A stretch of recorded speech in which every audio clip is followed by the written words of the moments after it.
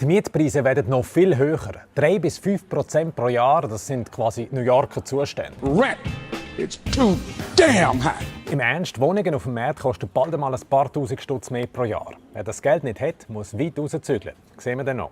Die 3-5% pro Jahr sind eine Schätzung, die der Chef vom Bundesamt für Wohnungswesen in der NZZ am Sonntag abgegeben hat. Wer zügeln will oder zügeln muss, braucht also Cash. Und das ist heute schon so. In den letzten 15 Jahren sind die Marktpreise für Wohnungen 30% gestiegen. Und jetzt soll es also noch schneller, noch teurer werden.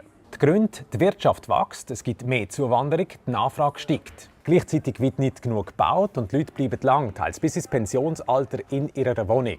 Häufig allein oder zu zweit. Das Angebot ist darum mega knapp.